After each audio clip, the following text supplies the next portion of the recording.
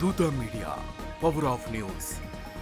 నమస్తే, welcome to దూత media. Gannavaram మాజీ ఎమ్మెల్యే వల్లభనేని వంశీని విజయవాడ పోలీసులు హైదరాబాదులో అరెస్ట్ చేశారు. ఆయన అరెస్టు వైసీపీలో కలకలం సృష్టిస్తుండగా టీడీపీ శ్రేణులు, కార్యకర్తలు, సానుభూతి పరుల్లో మాత్రం హర్షం వ్యక్తమవుతోంది. వైసీపీ అధికారంలో ఉన్నప్పుడు వంశీ చేసిన అరాచకాన్ని గుర్తు చేసుకుని వారు ఇన్నాళ్లకు వంశీ పాపం బద్దలైందని సంతోషాన్ని, ఆనందాన్ని వ్యక్తం చేస్తున్నారు. అసలు ఆయన ఎప్పుడో అరెస్ట్ చేయాల్సిందని ఎన్నాళ్లు వేచి చూశారని, ఆలస్యమైన అరెస్టు చేసేందుకు వారు పార్టీ అధినేత చంద్రబాబును, ఆయన కుమారుడు లోకేష్ ను అభినందిస్తున్నారు. వాస్తవానికి కూటమి ప్రభుత్వ అధికారులకు వచ్చిన వెంటనే వంశీని అరెస్ట్ చేస్తారని టీడీపీ శ్రేణులు భావించాయి. అలా భావించడానికి ప్రధాన కారణం ఆయన గతంలో చంద్రబాబును, ఆయన సతీమణి భువనేశ్వర్ని, లోకేష్ ను ఉద్దేశించి చేసిన అసభ్యకరమైన, జుగుప్సాకరమైన వ్యాఖ్యలే కారణం. ముఖ్యంగా భువనేశ్వరి క్యారెక్టర్ గురించి ఆయన చేసిన వ్యాఖ్యలు ఎవరూ క్షమించలేనివి. అయితే వంశీ ఎంత అసభ్యకరంగా, అనాగరికంగా మాట్లాడినా చంద్రబాబు, లోకేష్లు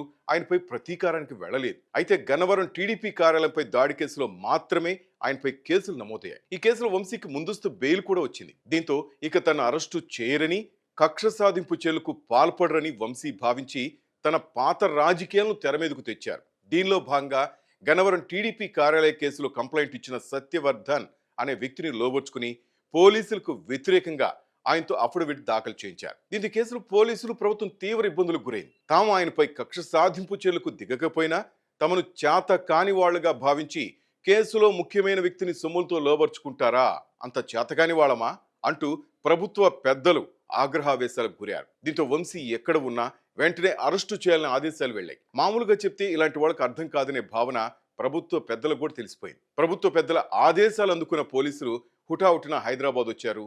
వంశీని పలు సెక్షన్ల కింద అరెస్ట్ చేశారు. అయితే ఇంకో పక్క ఇదంతా టీడీపీ పన్నిన పన్నాగమే అనే భావన మరికొందరు వ్యక్తం చేస్తున్నారు. ముందుగా సత్యవర్ధన్తో కేసు ఉపసంహరించుకున్నట్లు నాటకం ఆడించారని, వంశీతో ఆయన టచ్లోకి వెళ్లడం వ్యూహాత్మకంగానే జరిగిందంటున్నారు. టీడీపీ పన్నిన ఉచ్చులోకి వంశీ నేరుగా వచ్చేశారని, కోర్టు వద్దకు వంశీని రప్పించి ఆయనతో సత్యవర్ధన్కు 10 లక్షల సొమ్ములు ఇప్పించడం, ఆ డబ్బు తీసుకుని సత్యవర్ధన్ విశాఖకు చేరుకోవడం అంతా తెలుగుదేశం పార్టీ ప్లానే అని కొందరు చెప్తున్నారు. తాము పన్నిన వలలోకి వంశీ వచ్చిన తర్వాత సీసీ కెమెరాలతో చిత్రీకరించి సొమ్ములకు సంబంధించిన ఆధారాలను రెడీ చేసుకుని ఇక వంశీని లేవకుండా దెబ్బ కొట్టగలమని అంచనాకొచ్చిన తర్వాతే అరెస్టు చేశారని టీడీపీకి సంబంధించిన వర్గాలే చెప్తున్నాయి. ఇప్పుడు వంశీ ఈ కేసులో ప్రధానమైన వ్యక్తికి సొమ్ములు ఎలా ముట్టజెప్పాడో, అతని ఎక్కడెక్కడ కలిశాడో ఈ వివరాలన్నీ పోలీసుల వద్ద ఉన్నాయి. దీంతో ఇప్పుడు కోర్టు కూడా ఆయనకు బెయిల్ ఇచ్చే పరిస్థితి ఉండదు. సో వంశీ తొందరపాటు తనం వల్లే ఇలా జరిగిందని వైసీపీ వర్గాలు అంటున్నాయి. తనపై నిఘా ఉందని, తను ఏ నిమిషంలోనైనా అరెస్ట్ చేస్తారని తెలుస్తున్నప్పుడు కేసులో ప్రధానమైన వ్యక్తితో వంశీ ఎలా తిరిగాడు అని వాళ్ళు ప్రశ్నిస్తున్నారు. ఇంత హఠాత్తుగా కేసును నిర్వీర్యం చేస్తే అధికారంలో ఉన్నవారు చూస్తూ ఊరుకుంటారా? వాళ్ళలో కసి లేకపోయినా కోర్టుల సాక్షిగా ఫిర్యాదుదారును మేనేజ్ చేస్తుంటే చేతులు కట్టేసుకుంటారా? ఈ మాత్రం వంశీకి తెలీదా?